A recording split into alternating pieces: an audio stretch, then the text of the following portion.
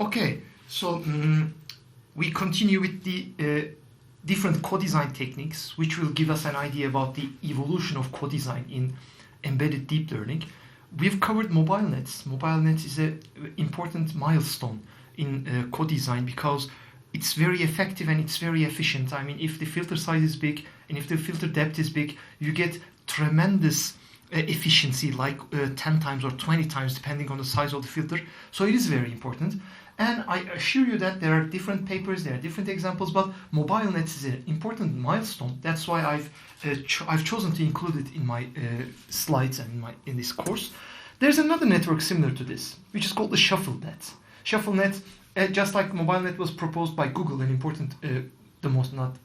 most important deep learning company of the world, the most important company of the world.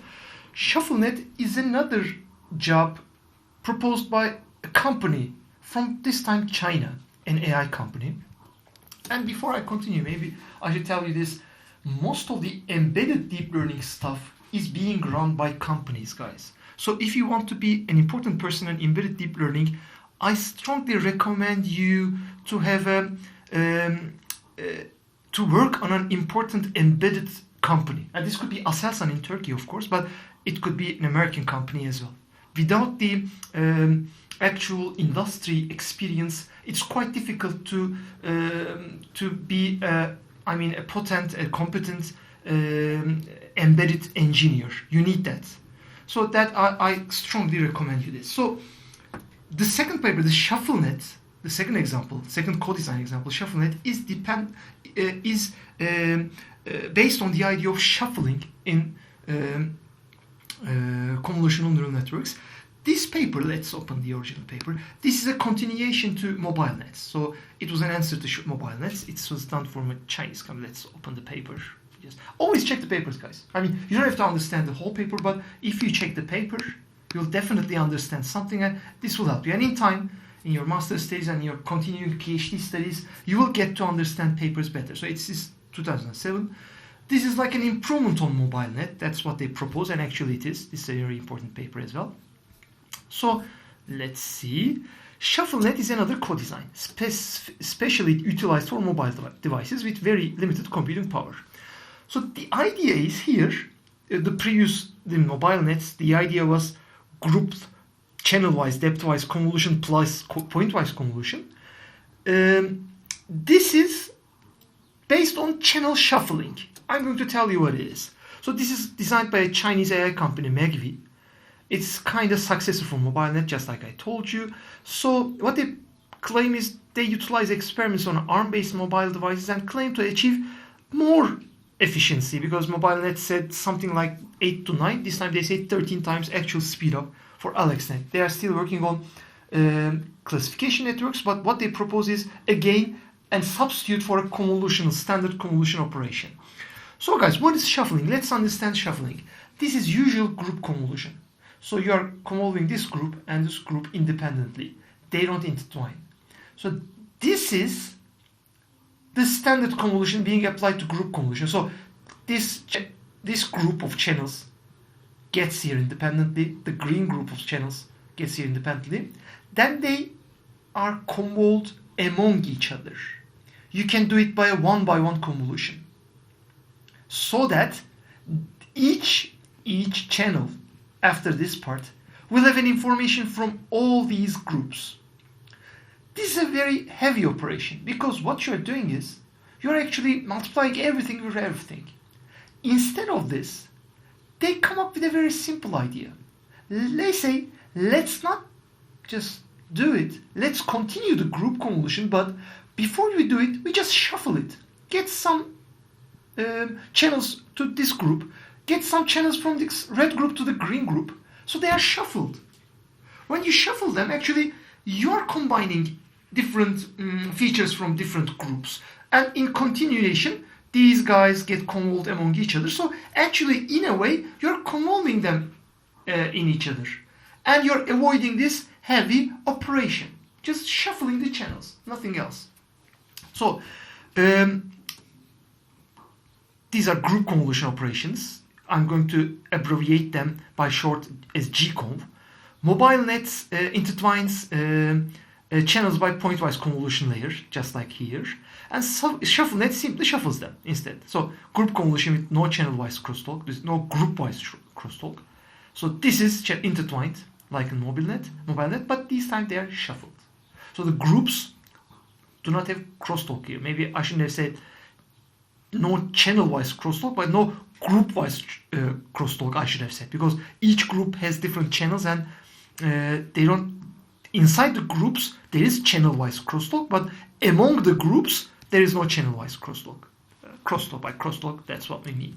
Okay, guys. For this purpose, they propose a novel ShuffleNet unit. So the ShuffleNet unit is a bit complicated, thing. It has a residual block, so they inherit an idea from ResNet as well. They have this residual block as well, because residual block is very important, as you will remember from ResNets. It's also an important co-design technique. I didn't put it here because it's not just co-design, because ResNet is also a theoretical breakthrough. It made us be able to train layers of hundreds of layers, thousands of layers, because of this residual network. So that's another story. So ShuffleNet uses, imagine this is a bottleneck unit. That's what they call a bottleneck unit. This is like a simple convolutional residual block. Say what they are trying to do is they are not trying to transform a standard convolutional layer, but they are trying to transform a residual convolutional layer. It is like they are trying to put on top of ResNets, not the standard convolutional layer. So this is like a ResNet, and inside ResNet, imagine we are doing group convolution, depth-wise group convolution. Instead of doing this, what they say is, instead of these 1 times 1 convolutions, they do 1 times 1 group convolutions, just like these guys. They have groups, which is much cheaper. Then they do the shuffle just like this. And they do another group convolution 3 by 3 for the filler. And they again group convolution. So no 1 by 1 convolution. No, this operation is never applied. Only group convolutions and shuffles are applied. So instead of the bottleneck, usual ResNet-like unit is being transformed to this. So it's still residual and it's much powerful. So this is like a group convolution from that figure. So it is not like 1 by 1 convolution, 1 by 1 group convolution. They have groups, and inside groups only the channels, interchannels are convolved. Crosstalk between the groups does not exist. Then they do shuffling, just like in that figure. And they obtain results, guys.